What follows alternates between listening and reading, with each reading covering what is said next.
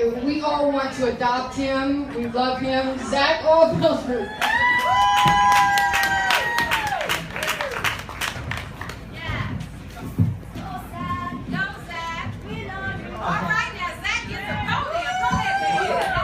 Alright, first off, I want to thank all of you for coming today. It has been absolutely amazing. Seeing so many people, especially seeing kids and people my age and even younger like Dominic and Hannah. It's just been so inspiring. I don't know how many times I cried during the march. I was just drenched in tears. So today I'm going to be speaking about how I got involved in activism and also the inspiration behind Lolita's story, because it's just so incredible, so inspirational how she has remained alive in captivity for so long. And I'll also be reading a poem in her point of view at the very end. So since I was a little kid, I was always obsessed with nature and especially dolphins and whales. Unfortunately, I used to want to become a SeaWorld trainer when I was, up until I was in 6th grade. I was just absolutely obsessed. I would play with toy shamus and act like I was riding them. I even ripped one in half because I was doing it so hard. But I never thought about each individual orca in captivity may have felt. How Lolita feels every day when she's forced to perform these tricks. I never thought that Orchid, a captive-born orca at SeaWorld San Diego, her parents died, both of them, before she was even a year old, and she's attacked several of her trainers. It was about how much joy I was having when I went to these shows, how much I cared about it, what I felt, not about the orcas. And I don't think people that go to SeaWorld are bad that they don't care, it's just that they're so distracted by this web of lies, this veil of theme park music. They're distracted. Like, I felt all tingly inside. I couldn't even just think. It was all a distraction. But that all changed at the end of 6th grade. Our school had a field trip to SeaWorld, which, if our school still had it, my middle school still had it, they would be in a huge deal with me because I petitioned my school board to remove school functions from SeaWorld, and that campaign just went on fire. It's been across the nation. And one girl, I love this girl, named Phoebe Goldstein, she used this petition in my story to get her school to stop her school's field trip from SeaWorld. And she succeeded in that. So anyway, I enjoyed my time watching the dolphins perform for me at SeaWorld, and it was just, I was so amazed. And as everyone started gasping during the dolphin show, they announced that it was another trainer. I started laughing my head off, and it was just another distraction to keep me entertained, to keep me unaware of the cruelty these animals go in captivity. Later that year at the SeaWorld camp, our camp instructor led us to Dolphin Point, this small, 8-foot deep enclosure. And next to Shamu Stadium, she told us that we could feed the dolphins. And so I was just elated. I was jumping up and down, this little middle schooler. But I walked up to this concrete wall, and the dolphins just swam up in this super robotic fashion, although I didn't think that at the time. And my hand reached out towards one of the dolphins, and I touched its head, and I was just so mesmerized by that whole experience, and so wanting to relive it, I went up to the dolphin again, but I tricked him into letting me pet him, but I didn't give him the fish, and so he turned his head towards me and looked me in the eye, and then it suddenly hit me. I had this realization. Instantly I asked our instructor, is this tank too small for the dolphins? And you know what they said? They said this tank is 8 feet deep and they have plenty of room. Yeah, right. The rest of the day I was startled. I woke from that trance that the show put me in. On the way home I was mad, angry, and confused. The next day at the camp we visited the tanks that the orcas circle around in, they are performing. I asked the same question I did the other day. They didn't even answer me.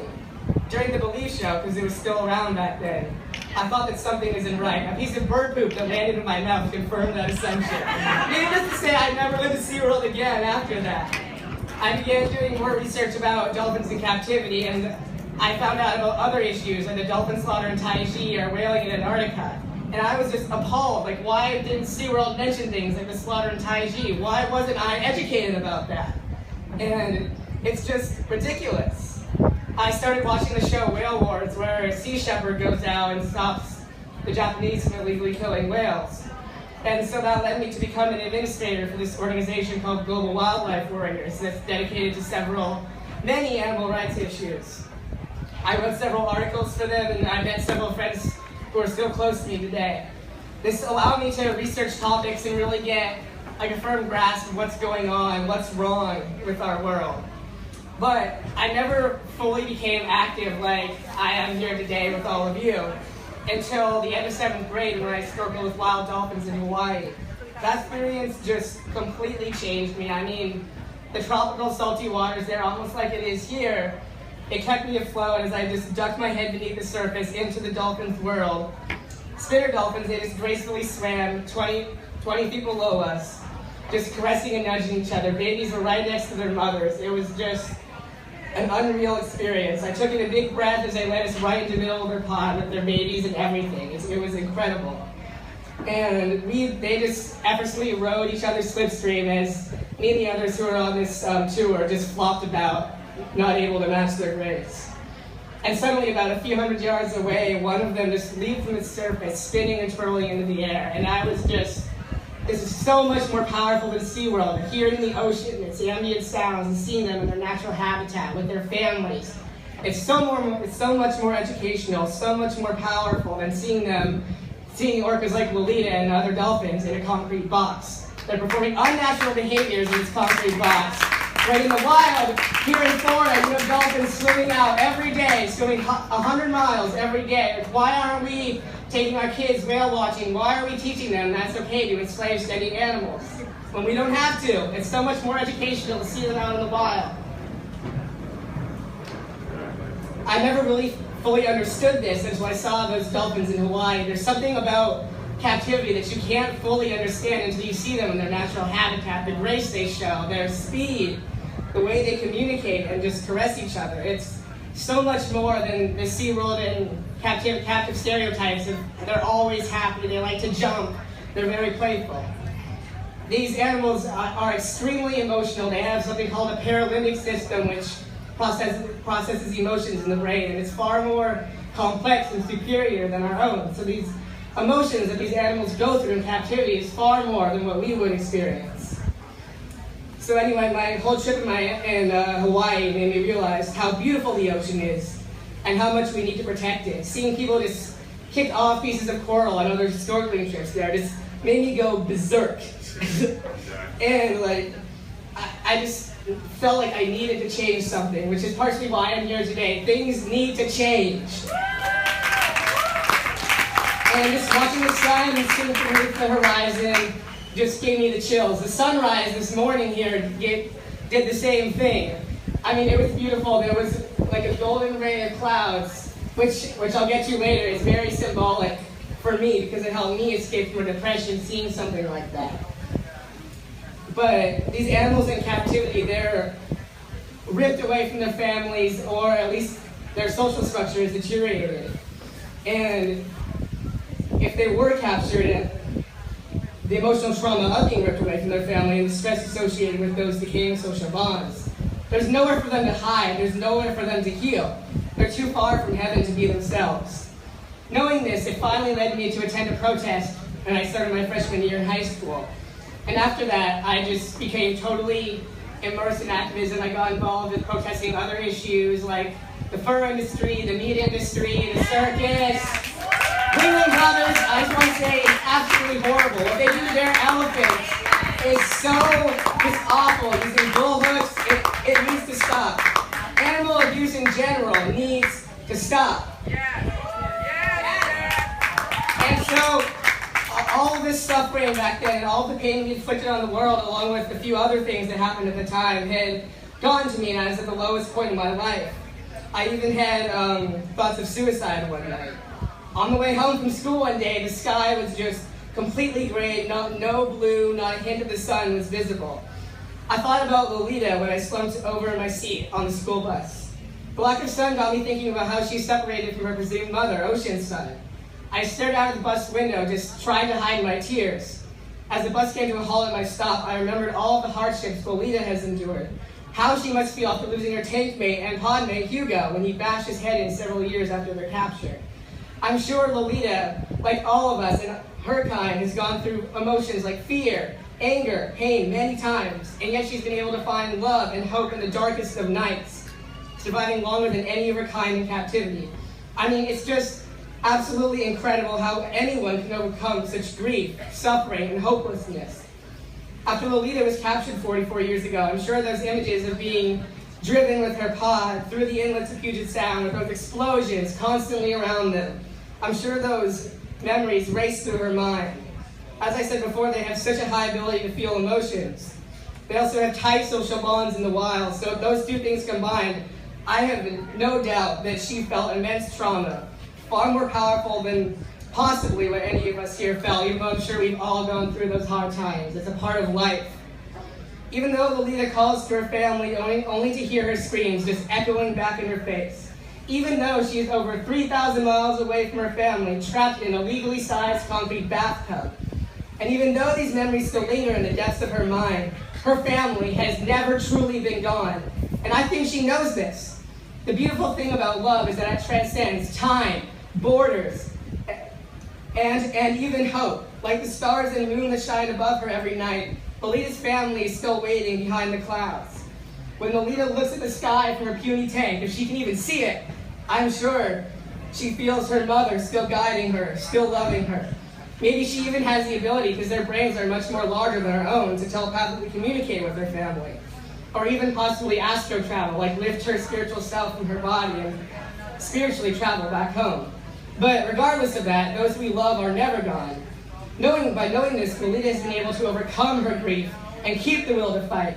Drone footage of her recently revealed this. She actively swam around her tank in between shows, unlike most of her kind who just log around on the surface out of boredom like Tillicum. In addition to overcoming her grief, I believe that Lolita is beyond hope. Not that she has given up on it, but simply that she realizes hope only breaches the surface.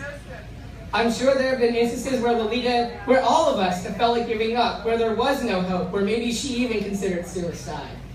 Cetaceans have the ability to end their life whenever they want. Their breathing, unlike ours, is manual. But Lolita chose to keep living. Although I'm sure she has the hope of returning home, she's clearly demonstrated that. She doesn't let it control her thoughts. You see, hope can play a wicked game with the mind, enslaving the beholder into believing anything, even if it's possibly true, ensnaring us in a web of lies and emotions and obscuring us from love due to our obsession with hope. Lolita has probably gone through this. As I said before, we all probably have. But she has learned to let love guide her instead of the possibly unstable path of hope. Again, not like hope is meaningless. I do believe we should have hope. But even when hope is gone, when clouds consume the sky, love still shines. Lolita's love for her family and the love from her family keep her going even when hope has abandoned her. This is why she has fought all these years, why she's been able to remain strong. Love always wins. It's in the history books, in our favorite novels and movies. But we must also remember that it matters not if we win, but how we win. We haven't reconstructed the world right yet from eras of slavery and needless wars. I believe this is why Lolita and cetaceans in general rarely harm or attack us. Sure, they could kill their trainers, or those who are capturing and murdering them. But would that really solve the problem? What lesson would we learn? We are the ones who need to change. We would only fear cetaceans even more, and our connection with them would be destroyed. You see, I think that cetaceans are a bridge between mankind and the natural world. Their intelligence is both powerful and relatable. Throughout human history, cetaceans have had a powerful impact on our culture. In ancient Greece, it was punishable by death to even harm a dolphin. I believe that if we can respect cetaceans and learn from them instead of trying to control and enslave them, that we can awaken ourselves and reconnect with the natural world. That is why evil is trying to eradicate and dominate them. It is afraid, and it should be. Look how many of us have gathered here today. Look how many of us have been moved and inspired by cetaceans without the need to see them perform in a silly little concrete box. Look how many of us are awake. If I had not seen those dolphins in Hawaii, or even connected with that dolphin at SeaWorld that changed me, I would not be as involved as I am now. There's another dolphin named Angel who was captured in Taiji exactly 1 year ago. And she sparked me and the whole world into stepping up and igniting change even more. For those of you who don't know, thousands of dolphins are slaughtered every year in Taiji and other parts of Japan annually. This process is driven by the captive industry, by places like the Miami Seaquarium, even though I don't think they've taken the dolphins in Taiji recently. Angel and her pod of over 250 members a year ago were driven in Taiji. Angel and 50 others were captured and 41 were slaughtered over the course of 5 days. They were held in this cove for 5 days after they were driven in and undoubtedly faced stress, a hunger, and so many more emotions. This incident created an international storm against Taiji. Angel has inspired me the past year as well. Her capture, a horrible reminder of man's horrible onslaught against the natural world, and how wrong kidnapping, slaughtering, and cetaceans is. She's still alive in perhaps the worst cetacean prison, even worse than the Miami Seaquarium in the world, the Taiji Whale Museum. But her suffering shook the world and made people realize that action needs to be taken. Maybe cetaceans let themselves be placed in captivity to teach us these things that we could not learn on our own. It's horrible, absolutely horrible that they've had to go through so much suffering for us to finally understand. But their pain has never been in vain. Lolita's pain has not been in vain. Although I'm sure she may have thought at one point at all of us, like all of us. None of us are invincible. We all cry, we all mourn, we all feel. But with love, we are unbreakable. And unbreakable, Lolita has remained the past 44 years. Despite her suffering, she has remained courageous yet gentle, true to the original name she was given, Tokite. True strength and courage is not lacking fear or weakness. It's being able to push through those things and conquer them. Lolita has done this, and the world has picked up on this. Again, look how many of us have gathered here today. This is the largest march for a captive cetacean in history. Yes. The spiritual energy we have all experienced today. The world has experienced today, and Lolita has experienced today.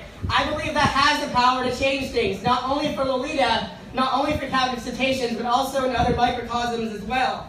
Cetaceans, as I said earlier, are a bridge to the natural world. If we rebuild this bridge, then it will be much easier to defend nature and therefore heal our souls. We are a part of nature, a part of the universe, a part of God.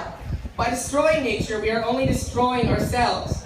By connecting with it, as we all have today with Lolita, we heal ourselves. With those things in mind, I'll now bring you back to my depression in 9th grade. So I stepped off the bus. I was about to step off the bus, and I looked at the darkened sky from its dirty window, sighing and still slumping over. The doors shot open with a muffled pop.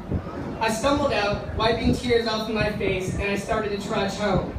As I cried and stepped onto the trail that led to my house, a crystal clear T just suddenly broke through the clouds and the sun rays pierced through it.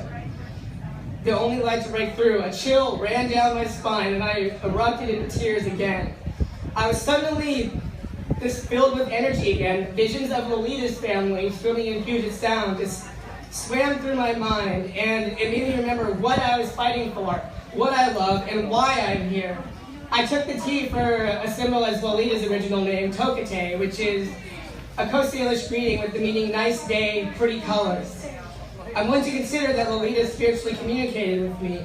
A week before, I went to the beach and wrote a poem in the sand, right next to the waves for Lolita. It expressed my sadness and hopelessness, but also my love and determination to bring change. As the waves washed away my words, I asked the ocean to deliver them to Lolita. Again, I believe that there are more powerful ways of communicating than simply speaking or with words. Love, again, transcends borders and time. Maybe the T cut into the clouds was her response to my message. After that, I've had many dreams and visions about Lolita. In the first and most powerful one, I was swimming next to her and her mother. It was so clean, so crisp, so vibrant, and so free. Then it all changed. We were chased by boats, and Lolita and we were captured together. She looked me in the eye, and I screamed. But then the dream just suddenly faded to black. But that dream, it repeats in my mind every single day, as I'm sure Lolita experiences with her actual memories. The most recent dream was actually a few days before today, and it was very similar to the first dream I described. Lolita and her mother swam right next to each other, and I could feel the waves caressing my skin. I felt both of their emotions and understood what they were saying. It was this really powerful. In another dream, Lolita was released and a bunch of trainers are trying to stop the process. Several dolphins, like the ones who are in her tank, were in the water with her. But in the end, they were all set free. They swam under a cuddling bridge. One that, reflecting on it, looks very similar to the Rickenbacker Causeway over there, to the open ocean. Just before Lolita swam past it, she nudged me in the water and I gave her a hug. She carried me past the bridge as she swam off, free at last. This dream is so symbolic to me. Throughout all my dreams about her, there's one thing that's always been repeated. I've embraced or hugged her in some way, and to me this symbolizes not only my care, or all of our care and passion for cetaceans and the world, but also the need to reconnect with nature. The bridge above us in this dream represents the deterioration of nature. But after I embraced Lolita, we both survived and she regained her freedom. As I said before, we need to rebuild our connection with the natural world. Perhaps this dream was a foreshadowing to this march. By swimming through these dreams and experiencing depression, I learned that it's okay to feel anger, fear, and pain as long as they don't control you. Emotions are only natural. Why hold on to them? Why let them destroy you when you can let them go? Love, like the waves just behind me, washes away those emotions and leaves us stronger than ever. My love for Lolita, for the ocean, for all cetaceans in general, and along with all those who love me and who I love, will always allow me to rise above the coldest, darkest winter's night. Love, as I said before, is beyond borders, beyond false dualities, beyond time. With love, I believe true souls can find each other in the chaos that man has wreaked in this world. With love, I can believe that we can rebuild this bridge and heal ourselves. Lolita's unconditional love, along with her mother's love, has taught our species a valuable lesson. And sadly, many people still need to hear it. Life is a storm whose winds toss us back and forth at different speeds. But life isn't about waiting for the storm to end. It's about learning how to dance in the rain. Lolita deserves to be retired after enduring suffering, greed, and loneliness throughout the majority of her life. She has taught the world through her perseverance that one can push through the most horrible of calamities and emerge stronger than ever. Her suffering has not been in vain. Through her grace and love, she has awakened us, awakened the world. The sun, no matter how long the clouds may reign in the sky, will eventually pierce through and enrich the world in its warmth. It is time for the rest of us to awaken and blow these clouds away. The choice is ours alone. I will now read a poem about Lolita's point of view in her life of captivity and the death of her tank in Cuba. Echoing, shattering screams, sending shivers down my spine, in my mind, in my dreams. Why must life be destroyed by the merciless hands of time? Loneliness, memories, clenching my soul and never letting go, burying me alive, drowning me. Why must I perform another show? For the past 4 decades, I have been imprisoned here, entertaining ignorant, screaming people, replaying memories and watching the sun disappear. Why is this world caught in a net of evil? I used to call out to the ghostly echo. We would sing about the days before our capture, when we swam together in the vibrant meadow. The song echoed off the walls, leaving us in perfect rapture. They lived on while we remained confined. The echo kept his pain and sorrow inside, finding it impossible to cope with our great divide. His pain turned into rage, and I could only watch helplessly as he bashed his head against the cage. His cries deafened my ears and made me cringe, like the bombs that chased us past the fringe. Blood tainted the water as his head pounded again on the gate, the one which controlled our lives and determined our fate. I lowered my head and screamed in despair, oh, why must we breathe this tainted air? Echo sank to the bottom of the pool and I cried again. My screams fell on the deaf ears of Miami, consumed by night. I lingered on the surface, kept company by only solitude. Why should I even fight? I shuddered as another memory leaped from the depths of my mind. A human hoisted me up onto a boat and my mother looked me in the eye. She said, no matter what happens to you, no matter how far away you are, I will always love you. They cannot take that away from us. Love cannot be confined. I will always be with you. Her last words echoed through my mind and then faded away. But suddenly the sun rose and turned night into day. I told myself, even though my body is trapped here, My soul, my spirit, and my love is with them.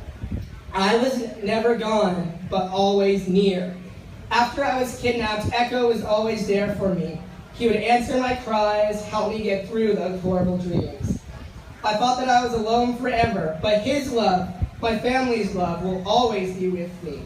We are all free. No matter what ridiculous trick the humans make me perform, I am unbreakable, unconfined forevermore. Maybe, just maybe, my cries will be heard one day, and I will again be able to play in the waves. Echoing, shattering screams are powerless over me, no longer controlling my mind. Warm caresses and soothing dreams cannot be destroyed by time. Much love to you, Lolita. Throughout these long years in captivity, you have awakened many to the plight that your kind, both in the wild and in captivity, faces. Your family calls to you each and every day. I'm sure you can still hear them. We are fighting for you to be returned to them. Please keep holding on. Your grace and strength has inspired the world. You will be returned home. Thanks to all of you again for your time and for fighting for this. I have faith it will happen.